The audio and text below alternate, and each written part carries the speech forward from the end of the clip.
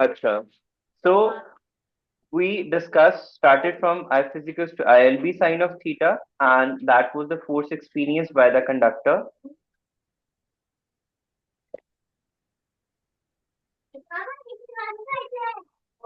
And then F is equals to ILB से we switch to QVB sine of theta, where we discussed कि this force जो हमें the movement of the conductor that we are observing is basically the force experienced by the charge.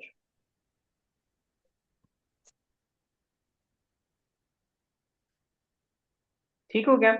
फिर हम लोगों ने यहाँ पे एक दफा F is equals to QE वाला फॉर्मूला भी डिस्कस किया, which was basically derived from E is equals to F by Q, that is electric field intensity.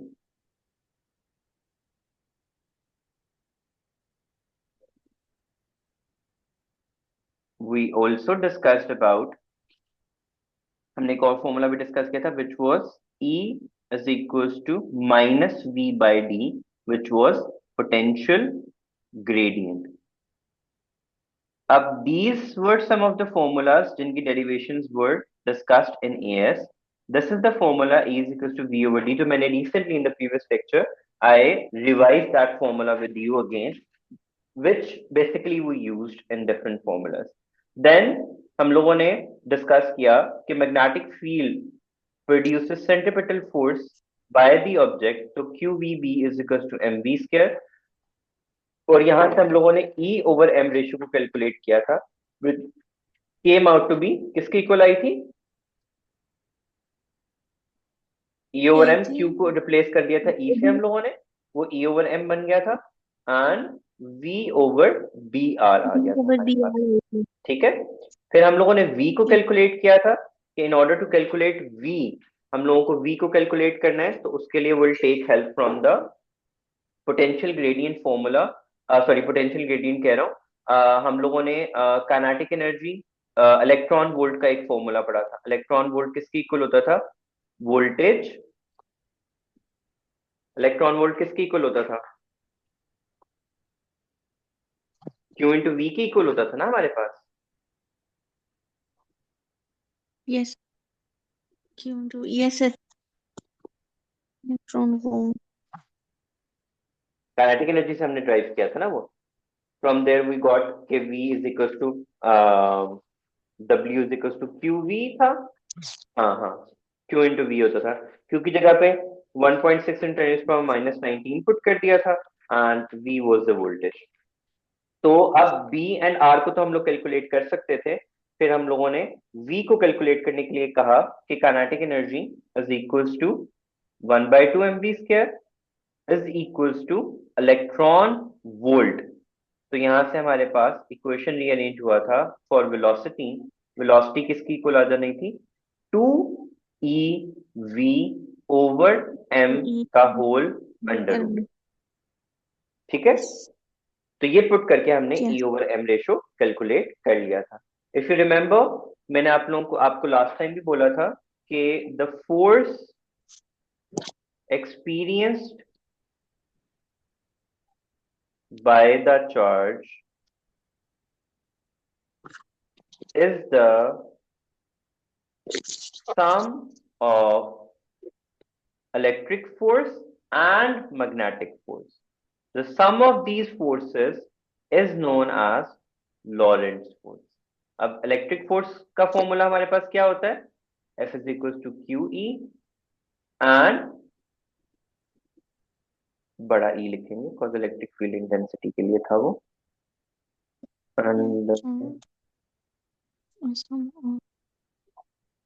And magnetic force किसके इक्वल होता था? Q V B.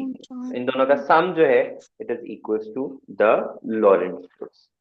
ठीक है, कल हम लोगों ने एक और फॉर्मूला भी किया था जिसको हमने ये आइडेंटिफाई कराया था, बल्कि sorry, let's walk through the chapter now. This is कि whenever a charged particle is placed in a magnetic field, it experiences a force according to Fleming's left hand rule.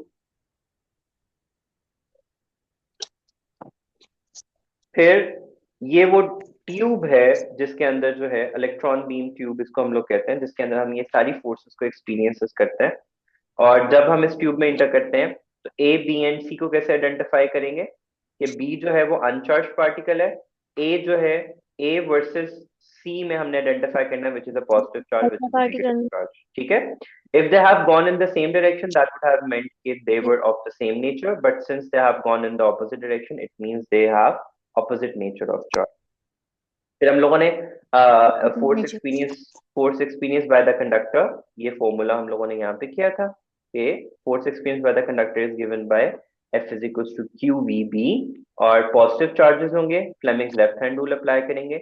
Sign of theta हमें क्या identify करवाता था कि the charge and the magnetic field must be perpendicular to each other to experience all those results. This was the derivation I is equals to q over t। F is equal to I L B वाली equation के अंदर आई की जगह पे Q over T put कर दिया था, and Q over जो एल ओवर टी है which is distance over time, basically velocity होता है, तो क्यू वेलोसिटी। था वहां से हमारे पास आ गया था। फिर ये ये जो सर्कल यू आर ऑब्जर्विंग है, इस सर्कल का डायमीटर हम लोग फाइंड आउट कर सकते हैं and will divided by 2 to find out the radius. तो वो रेडियस हम कहाँ पे यूज करेंगे, वो रेडियस जो है हमारे पास यहाँ पे यूज होगा। ठीक है, मैग्नेटिक फील्ड को फाइंड आउट करने के लिए F is equal to I L B का फॉर्मूला लगा सकते हैं और हम कैलकुलेट करेंगे। This is the equation I have just explain to you कि जब वो E over M ratio find out होती है तो उसमें हम लोग इस इक्वेशन से जो है वो हेल्प आउट लेते हैं, which is you could see here E over M ratio is equals to MV over BQ। बल्कि नहीं, इसमें रीअरेंज थोड़ा डिफरेंट तरीके से किया हुआ है। मैं E over M रेशियो को इस तरीके से मैंने आपको एक्सप्लेन कर दिया, E over M ratio V over BR होता है। V वेलोसिटी को कैलकुलेट करने के लिए वो take help from electron volt which was equals to EV। तो हम लोगों ने kinetic energy is equal to EV put करके वहां से वेलोसिटी को फाइंड आउट कर लिया है। 2 is a number, E is the charge on an electron, V is the voltage given and M is the mass of the electron। इन सबको put करके हम वेलोसिटी कैलकुलेट कर लेंगे, रेडियस हम लोग इस डायग्राम से कैलकुलेट कर लेंगे और B को हम लोग मैग्नेटिक फील्ड को कैलकुलेट कर लेंगे यूजिंग हॉल्स वोल्टेज। जो आप लोगों को याद है हम लोगों ने प्रीवियसली किया भी था और हमने उसको डिस्कस भी इसलिए किया था। अब हॉल्स वोल्टेज में उसने ये जो इक्वेशन है E over B, V is equal to E over B, वो उसने यहाँ से इक्वेशन से ड्राइव किया है। वो मैंने आपको अभी यहाँ पे जो F is equal to Q E वाला इक्वेशन था ना, ये उसने उसी को यूज किया हुआ है कि एफ किसके इक्वल होता है, क्यू वी बी के। ठीक है, और F is also equals to Q E. तो क्यू ई किसके इक्वल आ गया, क्यू वी बी के, क्यू क्यू से कैंसिल आउट हो गया और इलेक्ट्रिक फील्ड इंटेंसिटी इक्वल्स आ गया वेलोसिटी इनटू मैग्नेटिक फील्ड के, और वेलोसिटी किसकी इक्वल आ गई, electric field intensity over B के। और ई जो है वो मैंने आपको अभी दिखाया था कि पोटेंशियल ग्रेडियंट की इक्वल भी होता है। ठीक है, तो ई की जगह पे हम लोगों ने क्या पुट कर दिया, वी ओवर डी। तो वेलोसिटी किसकी इक्वल आ गया, v over D into B. ये v वोल्टेज है मेरे पास, d is the distance between the plates and b is the magnetic field applied। ठीक है, तो this was the halls voltage के लिए हम लोग इन इक्वेशन, इसको फिर रीअरेंज कर लेंगे। यहाँ पे जो v है this is the halls voltage और हम उसको रीअरेंज करेंगे और इक्वेशन का फैक्टर वहां से निकाल देंगे। Let me show you this, this is the equation है हमारे पास। ठीक है, अब उसने हॉल्स वोल्टेज के लिए वही अगेन यहाँ तक ई की जगह पे उसने क्या पुट कर दिया, वी ओवर डी, वही जो मैंने आपको वी ओवर डी यहाँ पे पुट करके दिया इज इक्वल टू बी। ये ई से कैंसिल आउट हो जाएगा हमारे पास। अब उसने फर्दर ऑन सिर्फ इतना किया है कि आपको याद होगा ये बीई वी से इसके इक्वल कैसे आया,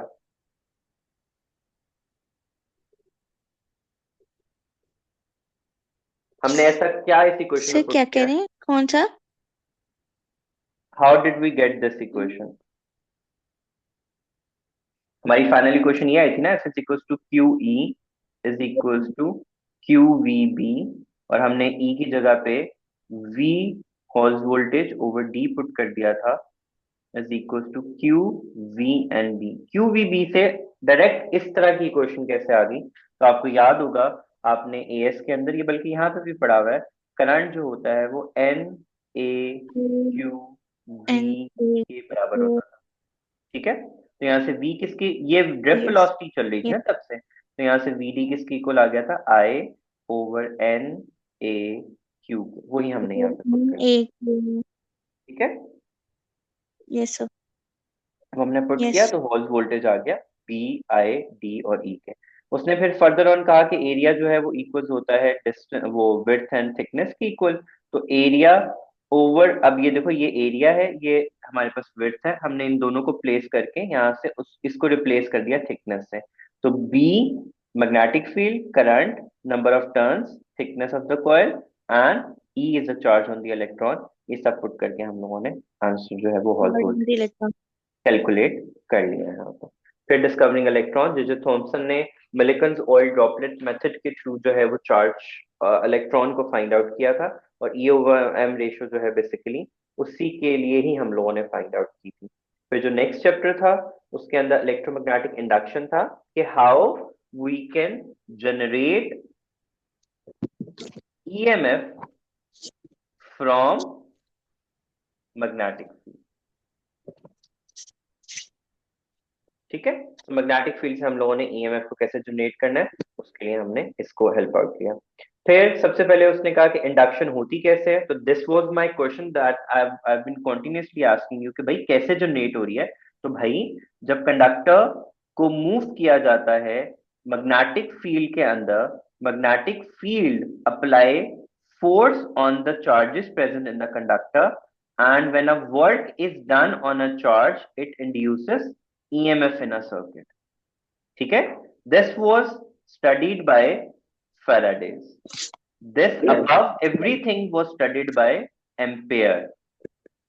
ठीक है, you need to keep this in your mind कि current to magnetic field and mechanical movement was studied by Ampere, and movement to movement in magnetic field to the generation of current was studied by Faraday's हमारे पास। ठीक है, तो Faraday's ने कहा कि whenever a conductor is moved across the magnetic field perpendicular to the magnetic field it experiences a force, ठीक है, that present itself as an EMF produced by the conductor, जिसको हम गैल्वेनोमीटर या वोल्टमीटर की help से जो है वो फाइंड आउट करते हैं।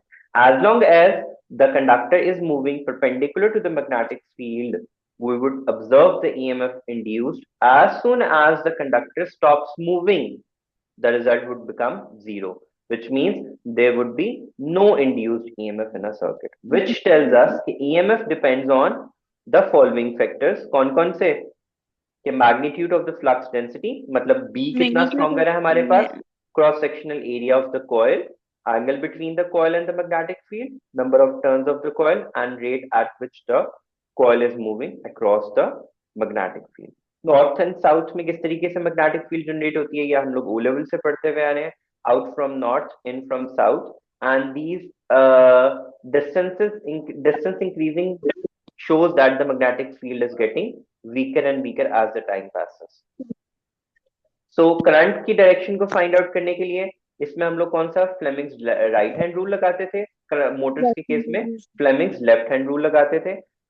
Second finger tells us the current, fourth finger which is index finger field and thumb we would put it in the direction, और हमें जो है वो मोशन ऑफ द कंडक्टर वहां से आ जाएगा।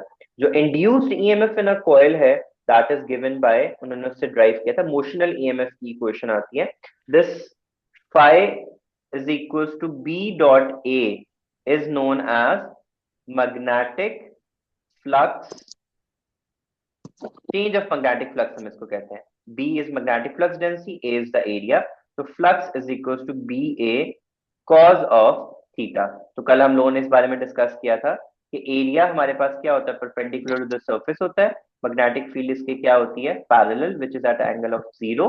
तो मैग्नेटिक फ्लक्स मैक्सिमम कब होता है, जब बी एंड ए आपस में क्या होते हैं, पैरेलल होते हैं। वे ए इज द वेक्टर एरिया है, ठीक है, एरिया वेक्टर। तो जब भी हम इसको एक्सप्लेन करते हैं तो हम इसमें कहते हैं कि area vector is parallel to the magnetic field where area of cross section is perpendicular। Sir एक मिनट,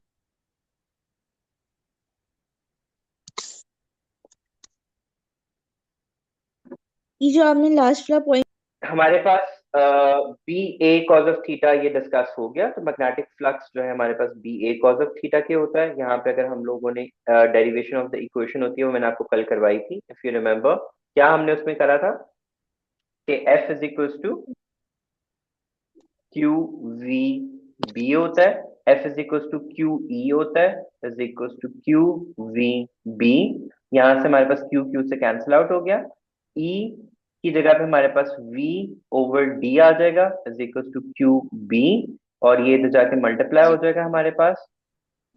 तो ये बन जाएगा voltage is equal to Q B and D. Q की जगह पे हमारे पास क्या आ जाएगा, ईएमएफ। मोशनल ईएमएफ में हमारे पास क्या आता है? एक मिनट, क्यू बी टू ई। इसमें फर्दर सर हम जो हमारे पास जो डी है उसकी जगह पे हमारे पास क्या पुट किया जा सकता है? सर एक मिनट, आपने ऊपर क्यू हाँ, को क्यू से नहीं डी नंबर काटना था? पुट करेंगे हैं। ये ऊपर वाला जो आपने किया है, Q E is equals to Q V B, यहाँ पे क्यू क्यू से कटिंग कैंसिल हो कटिंग हाँ, जाएगा। कटिंग मैंने गलत कर दिया। यहाँ पे हमारे पास बचना था वी बी डी बच जाना था। एंड बी बचना था। तो इस डी ने वहां जाके मल्टीप्लाई हो जाना था, तो डी कर दें या लेंथ ऑफ द कंडक्टर कर दें, वी बी एल हो जाना था हमारे पास। एल वी की जगह पे हमारे पास क्या आ जाना था, डिस्टेंस इनटू टाइम। वेलोसिटी किसकी इक्वल होता है, डिस्टेंस ओवर टाइम डिस्टेंस के। Into time. तो मैं इसकी जगह पे distance over time put yes. कर देता, B and L. Distance and length ने मिलके एरिया बना देना था। तो वोल्टेज एरिया बना इज देना था। Equal to B A over T हो जाना था। बी ए बट किसको शो कर रहा होता है, फ्लक्स को। तो V is equal flux to flux over T. और अगर हमारे पास कंडक्टर की बजाय number of turns of coil हैं तो N phi over N delta T. This V over is T. Known as motional EMF, और फैराडेज लॉ भी इसी पे बेस करता था हमारे पास। ठीक है। फिर यस सर। लेंसेज लॉ हम लोगों ने डिस्कस किया था। लेंसेज लॉ तो हम लोगों ने ओ लेवल्स में भी किया हुआ है कि cause and effect always oppose each other. ठीक है। Cause yes. हमारे पास क्या है, मैग्नेट, और इफेक्ट उसका क्या है, इंड्यूस्ड ईएमएफ। ये दोनों आपस में हमेशा एक दूसरे को क्या करेंगे, ओपोज करेंगे। This is in accordance with the law of conservation of energy. अगर ये एक दूसरे लेंसेज लॉ एग्जिस्ट नहीं